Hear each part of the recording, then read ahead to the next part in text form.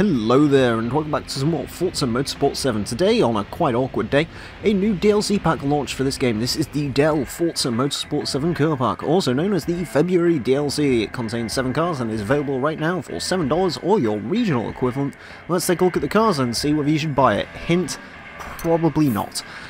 We start with the 2017 7 Aston Martin Racing V12 Vantage GT3, 600 horsepower, 516 foot-pound torque, 2,950 pounds of weight, R-Class 833, front-engined rear-wheel drive. I know absolutely nothing about this car. It's got not a particularly nice livery on it, if you ask me. It is, I believe, our first racing Vantage of the game, which is quite nice. I know these things are pretty prolific race cars, so the fact that we didn't have one before was a little bit baffling, but we do have one now, so I guess that's something for you race car fans. Me personally, though, I mean, I could live without it.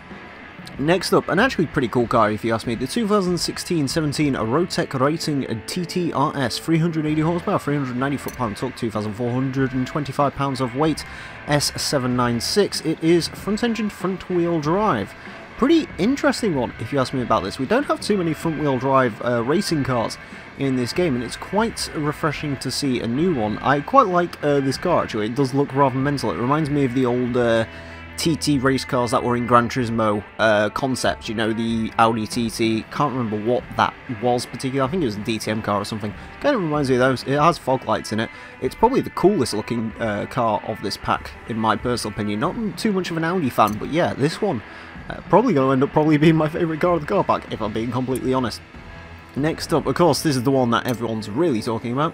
The 2018 Bugatti Chiron, 1,479 horsepower, 1,180 foot-pound torque, 4,398 pounds of weight, R-Class 874 PI. It is mid-engined all-wheel drive, of course, the famed successor to the Veyron. It does look a lot better than the Veyron. Will it drive a lot better? Probably not. Yeah, I mean, alright.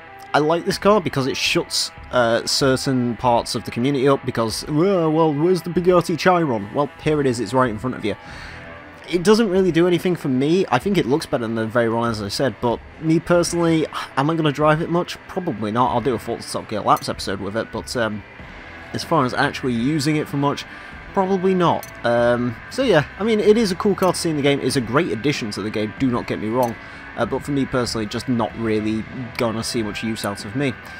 Next up, the 2018 Dodge Durango SRT, 465 horsepower, 470 foot-pound torque, 5,510 pounds of weight, C-Class car, 494 PI, front-engined, all-wheel drive. I don't know anything about the Durango. As far as I'm aware, this is sort of Dodge's full-size SUV. The SRT pack isn't particularly exciting. I mean, 475 horsepower in an SUV, sure, that's pretty cool, but, you know, we've got the Grand Cherokee, which basically has very, very similar stats to this. Also, it's not really much of a looker. If you ask me, the Durango, I can't get excited about it. I'm sorry. Next up, equally as sort of disappointing to me, if you personally ask me, the 1968 Holden Monaro GTS 327, 249 horsepower, 325 foot-pound torque, 3,280 pounds of weight, E-Class car, 283 PI, front-engined, rear-wheel drive. Now, this one, it's nice to see that the Australians aren't completely left out of the loop. After Horizon 3, we sort of assumed there wouldn't really be too many more Australian cars added into the game, so it's kind of nice to see another one brought along. But again, it's another car I know nothing about the Monaro. You know, similar to how I don't know anything about the Durango because I live in Europe, I don't know anything about this because I don't live in Australia. It looks okay. It doesn't, you know, it's just a muscle car to me. A slightly underpowered muscle car as well, to be perfectly honest. Yeah, just won't see much use out of this one. Next up, the 2018 Kia Stinger, 365 horsepower, 376 foot-pound torque, 3,750 pounds of weight, C-Class car, 493 PI, front-engined rear-wheel drive. Of course, this is Kia's brand new sports saloon that everyone is getting very excited for. Many people would consider it to be beautiful.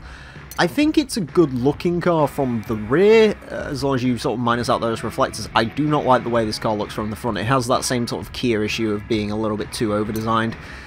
As far as it goes, again, Stinger's not a car I can be hugely excited about. I will drive it, I'll probably even review it maybe, but as far as like actually using it, I mean, if you ask me, I would much rather drive, say, an E39 M5 or something like that. It just, I can't get too excited about the Stinger. Again, I'm really sorry, I'm trying here, but I mean, it's one of the cool cars of the pack, I'll give it that, but it's just not my cup of tea. And finally today, the 2017 Ram 2500 Power Wagon. That's got a good name to it. 410 horsepower, 429 foot-pound torque, 7,044 pounds of weight, E-Class car, 278 PI, front-engined all-wheel drive. I mean, it looks cool. It's pretty much a cock extender, but yeah, it looks cool. Again, I know I'm really sorry. I'm supposed to be this sort of wealth of knowledge and so on. I know nothing about any of these cars. It's an upgraded version of the Ram. It's nice to see a not Ram runner Ram in the game. I will appreciate that. It looks awesome. I will give it that. I'm sure it's one of my favourite cars in the pack. I mean, but that's not really saying much because this pack is a bit iffy.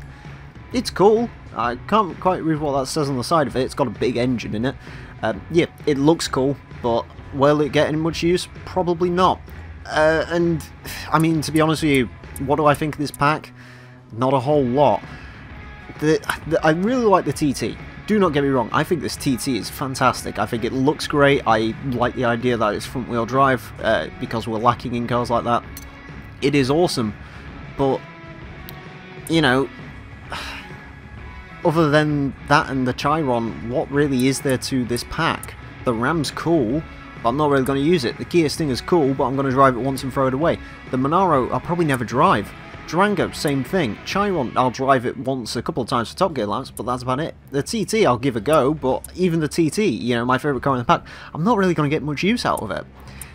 For me personally, buying this pack really depends on how much you care about the Kia and the Chiron, because they're the main two selling points of this pack, and everything else is pretty much filler, realistically. So, should you buy this pack?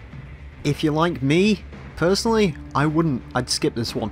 But, yeah, I mean, I've got to be really honest, even the December DLC pack excited me more than this, because I was really excited about the Nissan Patrol, but I mean, this one, there's just nothing. Personally, there's just nothing in this pack, so, yeah, a bit of a disappointment, really, and of course it came out a couple of days early, which pissed me off, because I had Tuesday all planned out, but never mind. Yeah. So there you go anyways, and that is the February DLC pack. Do tell me down below whether you'll be buying this one. Please don't criticise my video just because I dislike the car pack. If you did like the car pack, or if you just want something to do tonight, me and Racer X NFS, aka Angel, are doing a live stream over on his Twitch account. If I remember, I'll leave a link in the description, and that should be going live very, very shortly. So hopefully you'll join us for that. But yeah, that's all I've really got to say today. Thank you all very much for watching, and until next time, farewell.